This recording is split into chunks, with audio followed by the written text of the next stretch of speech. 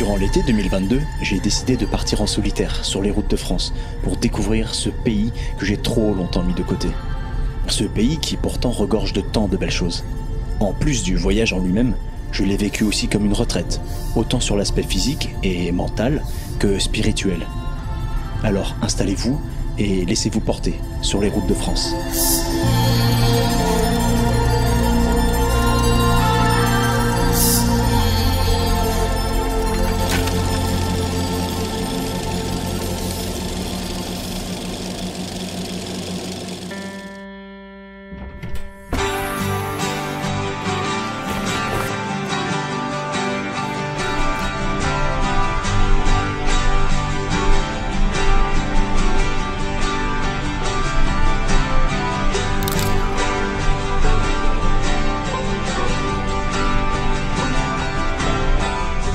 Première étape de mon voyage, mon trésor. J'ai décidé d'y faire une halte pour casser la croûte et en profiter aussi pour découvrir un des plus beaux villages de France. Et je dois avouer qu'il ne m'a pas fallu très longtemps pour tomber sous le charme de cet endroit. En déambulant dans les rues du village, j'entendis un chant provenant de l'église.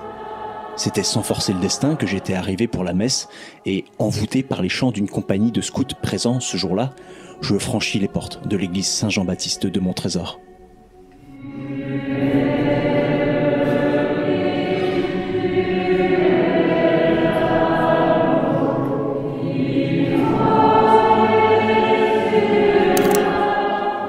Inutile de vous dire qu'en pénétrant dans ce lieu saint, j'ai ressenti directement la charge historique et spirituelle de ce lieu.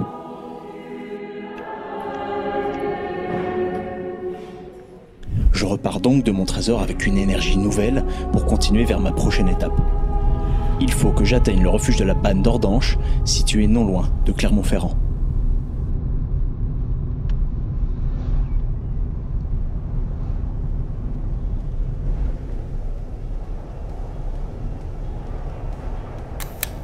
Dès mon arrivée au refuge de la Banne, j'ai su que j'allais aimer mon escale ici. Ce refuge est situé au cœur du parc des volcans d'Auvergne, culminant à 1334 mètres d'altitude, au pied de la Banne d'Ordanche. Après 7 heures de route, je me suis dit qu'une petite randonnée de 45 minutes me dégourdirait bien les jambes. Allez, encore 20 minutes de grimpette là. Ah,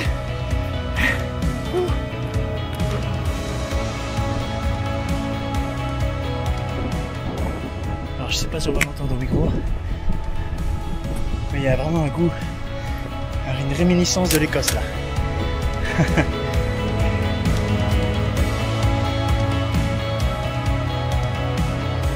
Évidemment, c'est au bout de 40 minutes de rando que je me suis rendu compte que j'avais oublié quelque chose de vital. Alors je viens de me rendre compte d'un truc.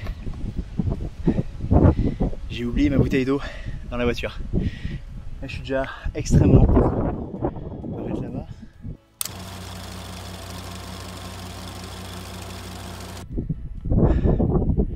Je sais pas si on voit, mais voilà, les petits points, c'est les voitures. Hors de question de faire demi-tour, le sommet n'était plus très loin et en effet, quelle claque j'ai pris en arrivant là-haut.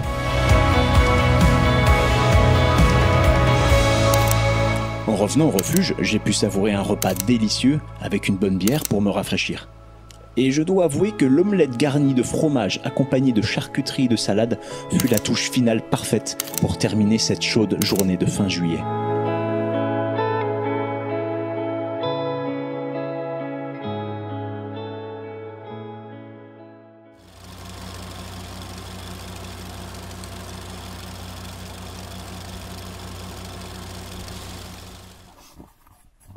Jour numéro 2, on va partir.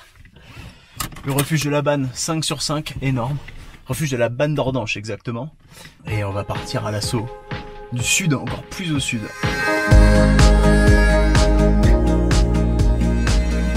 Et me voilà reparti pour cette deuxième journée sur les nationales et départementales de notre beau pays. Cela me permet de m'arrêter dans des aires de repos comme celui-ci. Ça qui est beau dans notre beau paysage français, c'est ces points de vue. C'est juste magnifique. Un panorama superbe pour contempler le village de Saint-Amand-Tallande sur la départementale 213, non loin de Vichy. Mais malheureusement, je ne peux pas m'éterniser à chaque endroit, car je dois atteindre le lac de Serponçon en fin d'après-midi.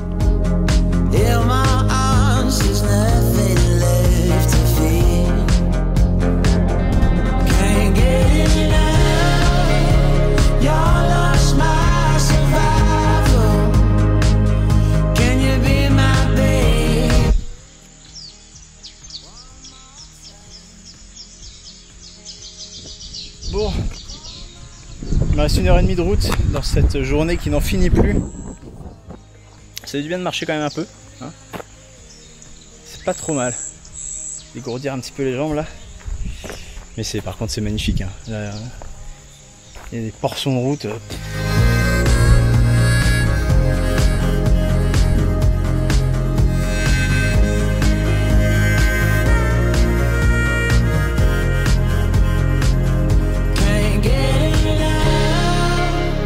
Amoureux de montagne que je suis, je peux vous assurer que de voir ce relief se dessiner devant mes yeux fut un pur bonheur. One more time.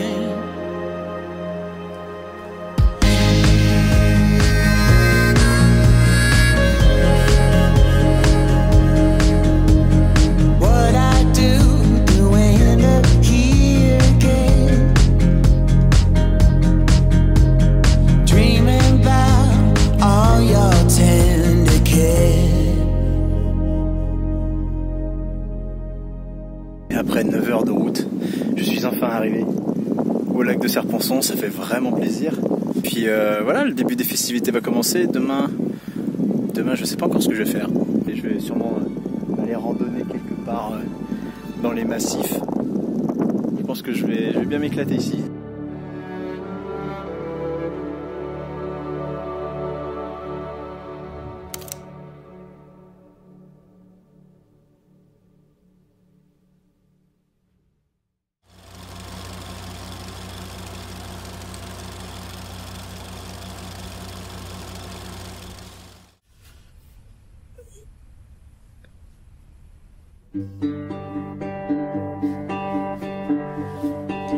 Après une bonne nuit de sommeil au camping des Chiapas, qui borde le rivage du lac de Serponçon, je profite des premières minutes de soleil en sachant qu'une grosse journée sportive m'attend.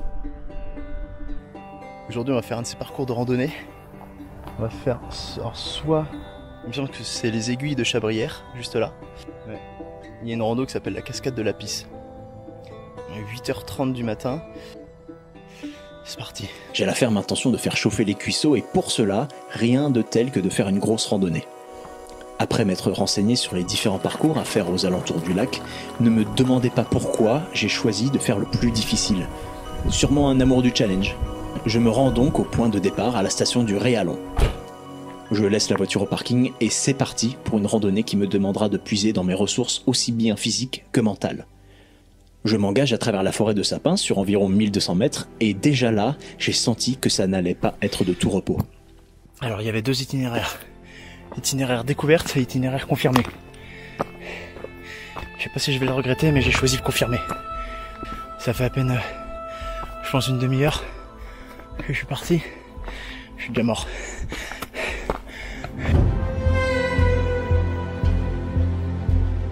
À la sortie de la forêt, je serpente à travers l'alpage en direction de la petite sapinière.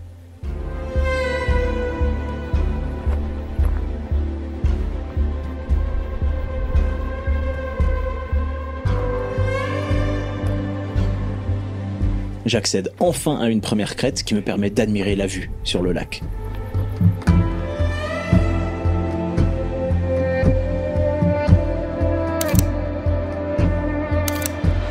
Ah, c'est bon, ouais.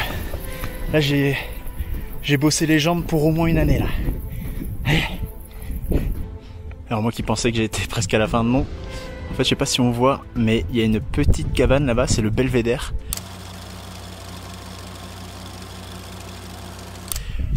Donc à partir du Belvédère là-bas, en fait il reste encore 1 km. C'est génial.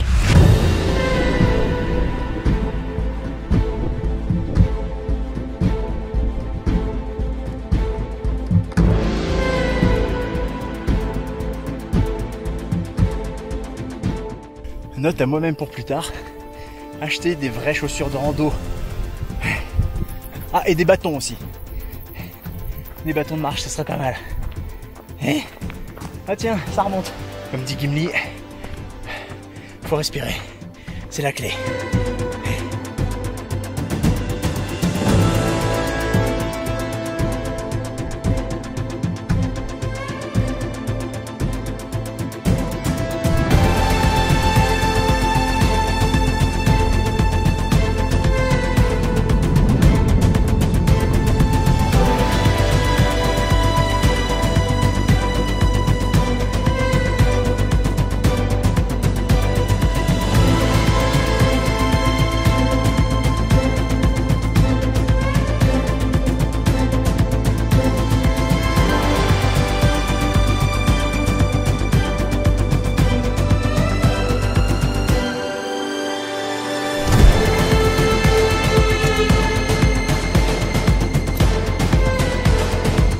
J'ai passé le belvédère et on va aller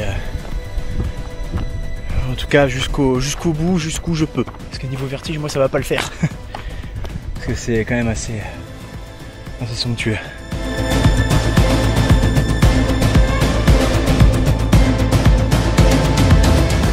Après le belvédère, il me restait un bon kilomètre à faire et je dois avouer qu'en arrivant à la brèche de Chabrières, j'ai compris pourquoi il disait que c'était le passage le plus délicat. Et oui, car à cet endroit-là, il faut utiliser ses mains pour poursuivre l'ascension. Et cela m'amène donc à Loucan de Chabrières, qui est une plateforme calcaire culminant tout là-haut à 2300 mètres.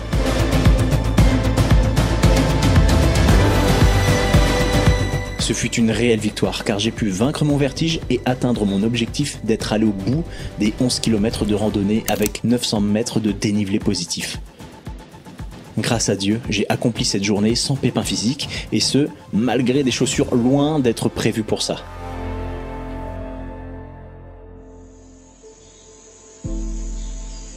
De retour au camping, j'ai contemplé et admiré d'un autre œil les aiguilles de Chabrières.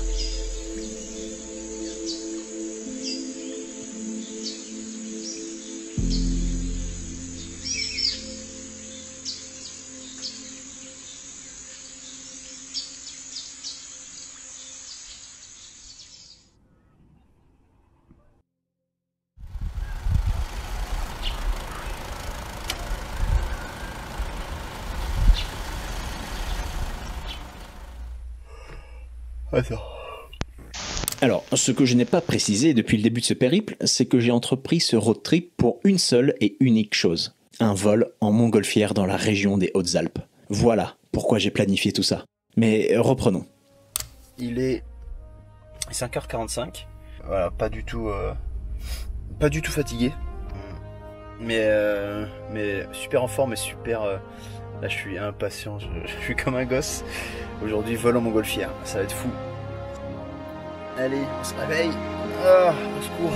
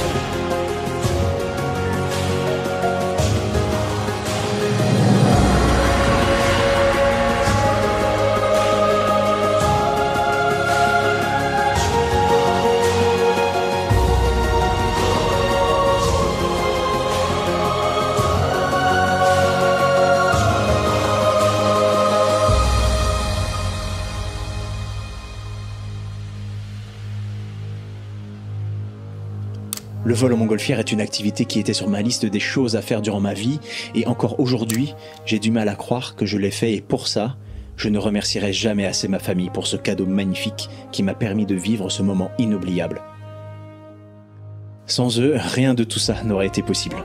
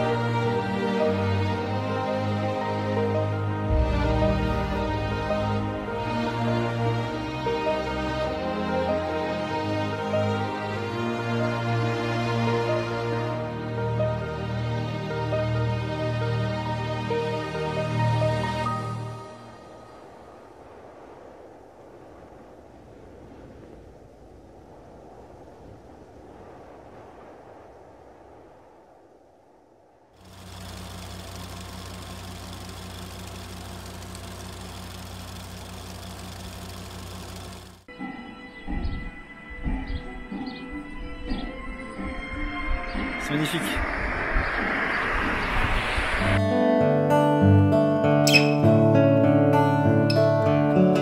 Et me voilà à nouveau sur la route vers ma prochaine escale, Grenoble, ou plus exactement Fontaine, pour voir de la famille.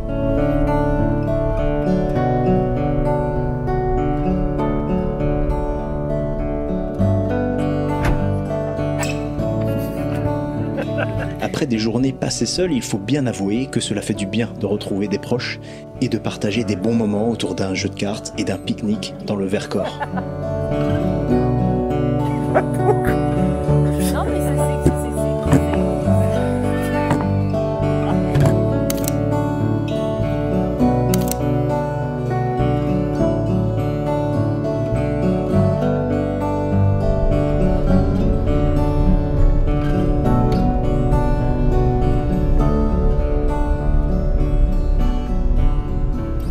Départ encore très tôt pour rejoindre des amis sur les bords du lac Léman à Thonon-les-Bains.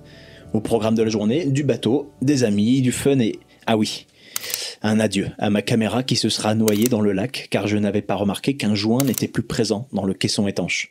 Donc désolé de la faible qualité à partir de cette étape.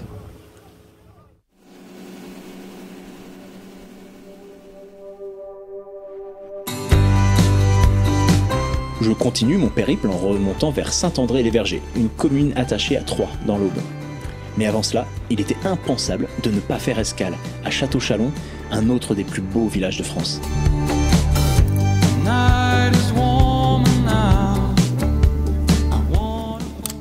C'est un village qui culmine à 300 mètres d'altitude et surplombe la vallée de la Haute-Seille. Il faut savoir que c'est un lieu où le tourisme est très important et où le vignoble est très réputé.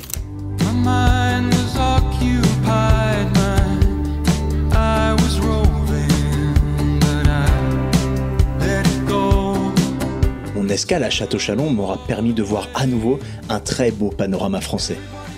Et me voilà déjà sur la route pour terminer ma course dans l'Aube.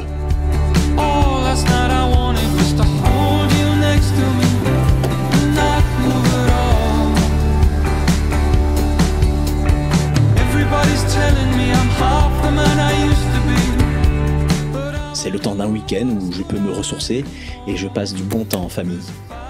Au moins, vous allez me dire, pendant ce temps-là, la voiture peut souffler.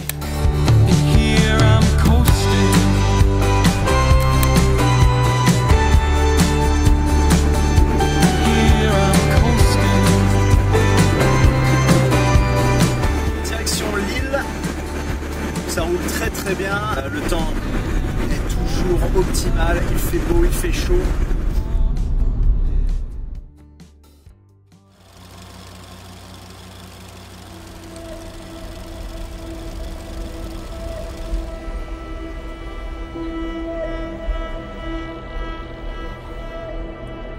La Là, il me reste peut-être 3 bonnes heures de route.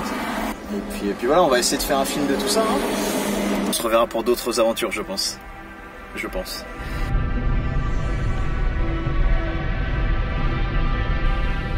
Après plus de 2000 km parcourus, 17 régions traversées, je peux vous assurer que cet été 2022 sur les routes françaises restera gravé dans ma mémoire. Ces paysages différents de région en région et la découverte de petits villages m'ont fait comprendre la chance que nous avions de vivre dans ce beau pays qui est le nôtre.